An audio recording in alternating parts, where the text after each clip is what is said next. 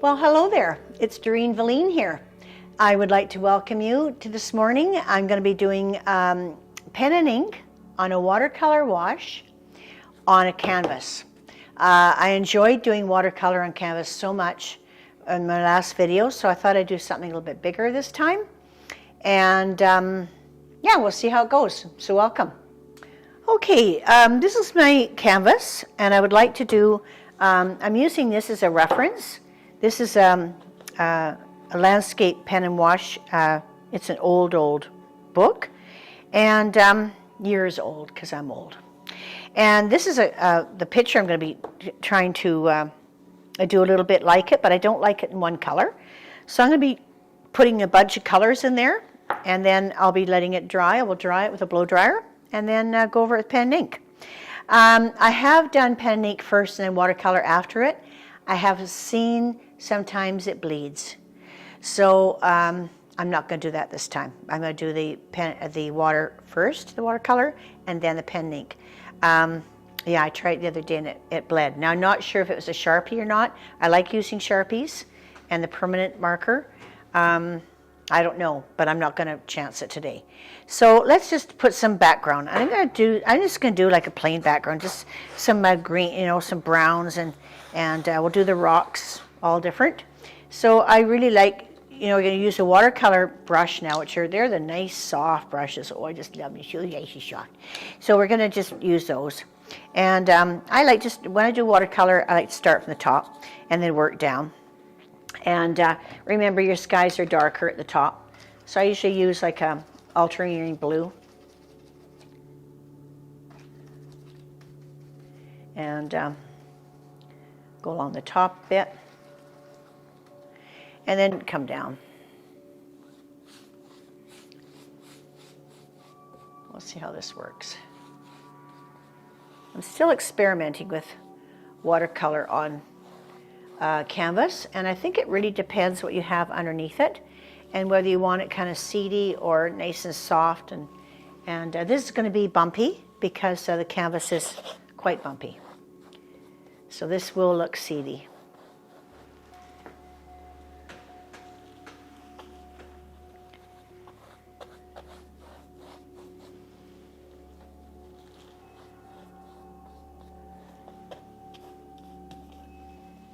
You see how fun watercolor is? You just go crazy. It doesn't really matter what you do here. It's kind of fun. Just don't need to be too exact. You can fill in all the spaces. Then you can make your clouds after. See, I mean, you can't say this is, you can't, people say, oh, you're so talented. Well, it's really not talent. It's just kind of having fun. And you keep having fun for years, and pretty soon you get a few things right. That's all it is. Just getting a few things right.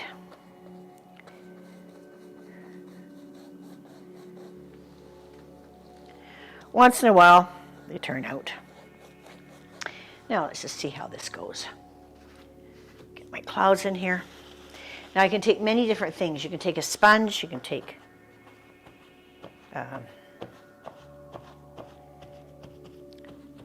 get rid of that. If I want it kind of faded out a bit, I can fade it out. I haven't got enough water in this, see? So my lines are staying. So that's the problem. I have to scrub them a little bit. This is not what I want it to do.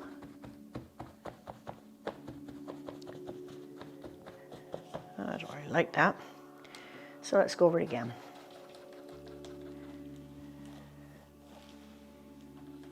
Put more water this time. I should have done it wet on wet. Let's do wet on wet. So wet on wet is when you get all your canvas wet. Now this works on paper. I'm not sure if it works on canvas, because it's not as absorbent as water. I got a base on here, so.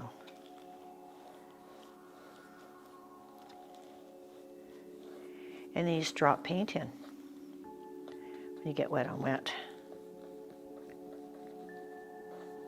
Now, I don't want it to be exact. I don't want it to look like a perfect picture. It's not the point. Now I'm going to drop water in it. Or drop water. I already put the water. I'm a drop paint in it. And let the paint do its own thing. I always have my dark at the top.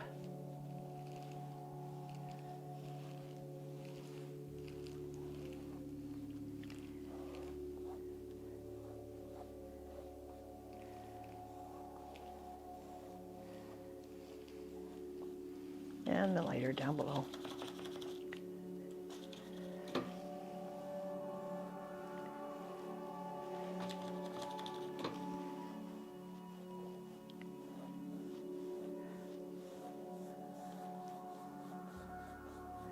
Now I got enough water, should be able to make my clouds now. Just get rid of any of the lines. It's really basically what I'm doing.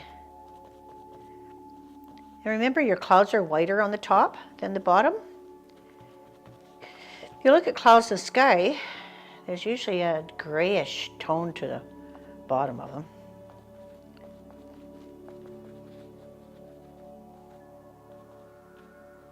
Just get rid of that blue. That's what I'm doing. Just get rid of some blue.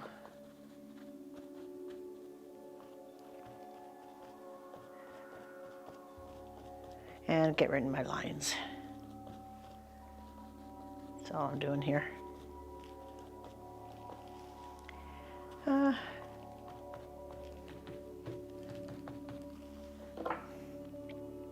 don't like it. I think it's the paint I used underneath. It was I'm getting bubbles here. That's not good. Okay, what should I do with that?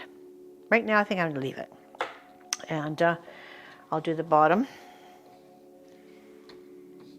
And I'll do it in the greens. And just kind of...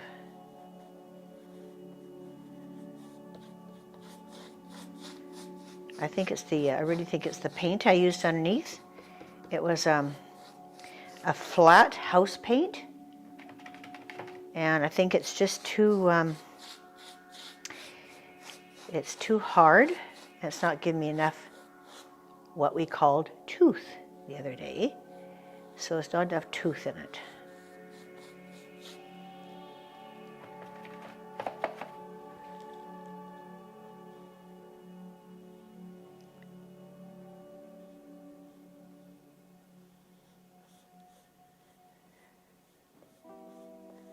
So what's happening is just sitting on top, and it's bubbling.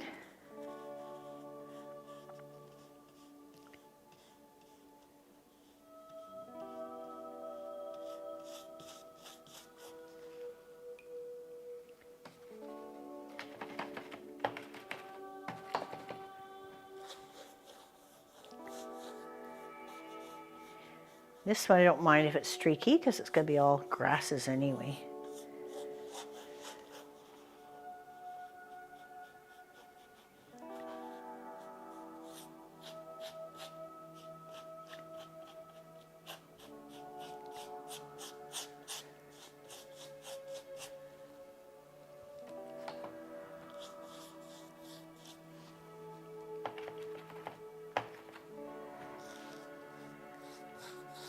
Yeah, this, so next time I would not use this paint underneath. I would use probably white and then maybe do a clear gesso. Clear gesso has lots of tooth in it, and I do have clear gesso. I could have used that. So I might just actually go over this after we're off the film and redo it, and maybe I can show it to you next time we get together and show it done with the gesso. Like, I don't mind this now. It's okay.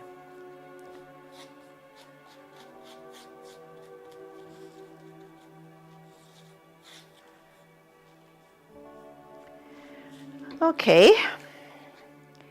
Now we got rocks, and I'm not going to take too much time with this because I'm going to don't have a lot of time to finish it, but I'm just going to show you basically. Remember, rocks have a shadow side. That'd be your gray, or you could do mauve. It's good too for a shadow side. And then your bright side is your is your browns and purples. And it's going to take a bit of time. And I do about every second or third rock, so they're not all the same color beside each other. So remember we talked about, in my very early videos, talked about warm and cool push. Well, that's what I'm looking at right now. This is a warm. And then you put a cool one beside it, or you'd use that for your shadows. I can do like a mauve. I'll show you here. Here's a blue. I could do a blue one here. Or I can do a shadow here. I got to remember where your sun's coming from, where your light is coming from. Remember that. You always have to think about your light. So if I'm going to do a shadow on this side of the rock, I have to have them on that side all the way across the whole picture. Okay?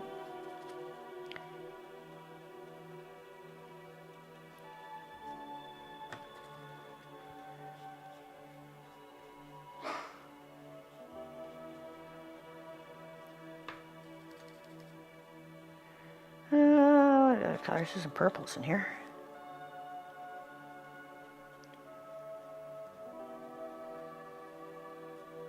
I don't want it kind of perfect. I want just kind of very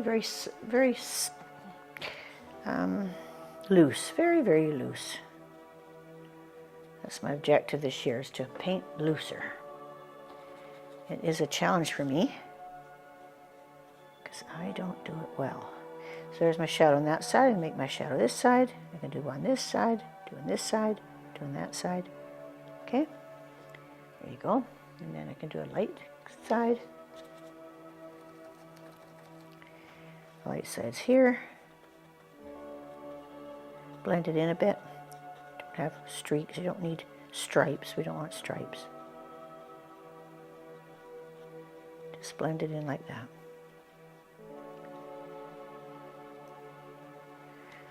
And then we do a little bit of mauve here, a little bit of black.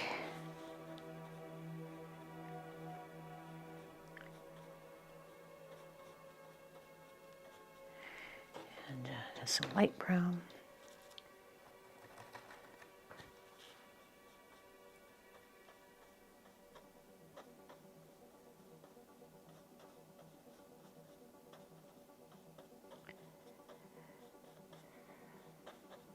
Okay, you got the idea. I've done enough. I'm going to finish that later.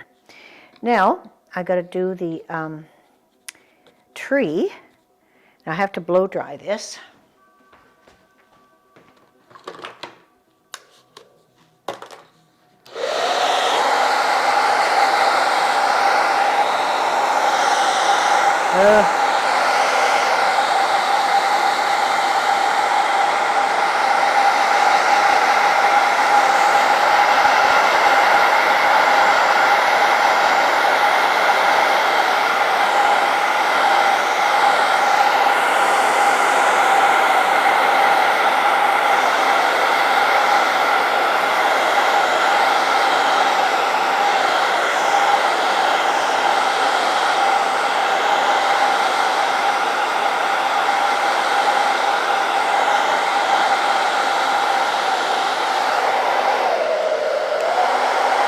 Okay, now I'm not finishing this, I know. I'm just going to give you an idea. I can finish it later. Now I'm going to do pen and ink. So I've got two different sizes of Sharpies here. One is a fine, and the other one is your normal Sharpie that I use like every day. Practically live with this thing. That one there. It's got a pretty good point on it, so I can use it for the main trunk. So I'm going to just show you what I'm going to be doing later. I'll be outlining these rocks like this. Okay, with the Sharpie, and very loose, like. Let it kind of flow once they're dry. See, that gives some shape now. So see, it didn't have to be so perfect on my rocks. You can make your rocks now any shape you want. And that one's almost out of ink. So then the main trunk, I want it kind of here.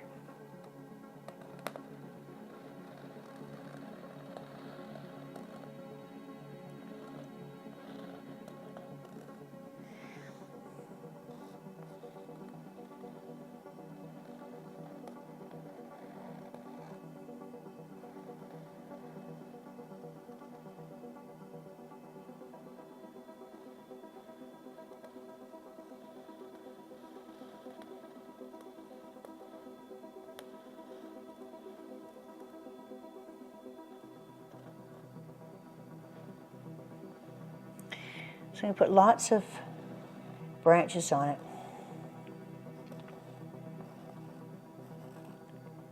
It's just an old tree.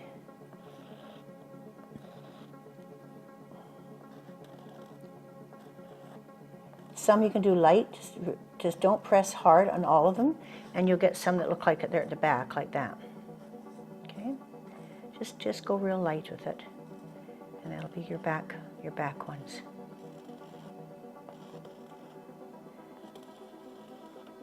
The ones you want in the front, you press harder.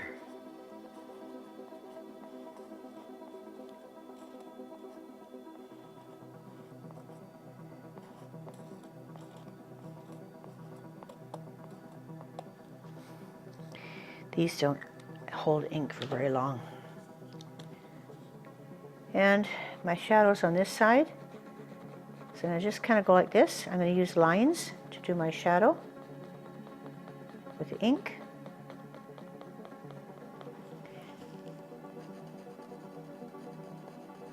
So it's left and under I've chosen. That's under, that's left. So the whole picture has to be right, has to be left and under. You never change it. Once you go and make a decision on where your shadow is, you have to keep it all the way through.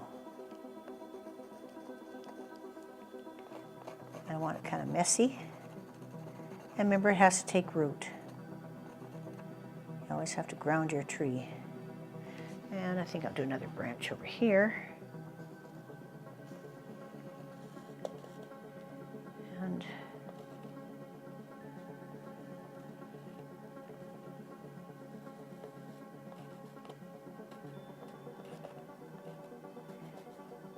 make sure they connect.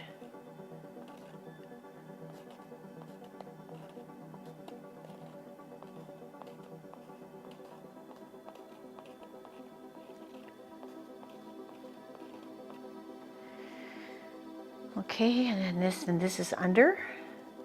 Your main branches, you can use your pen and go under.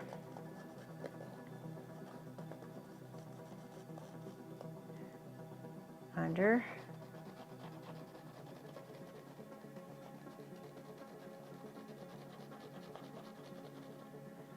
Okay, and then the other ones you don't have to do that so much. Just do your main branches. Okay, that's sort of basically how this will happen. I'm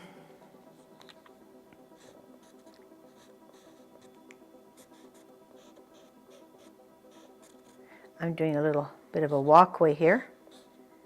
So that's basically how it's going to go. And I'm just going to let lines like that, just kind of big loose. Then I'm going to do some grasses here in front of it. Now this guy I can correct once I do my black and it dries.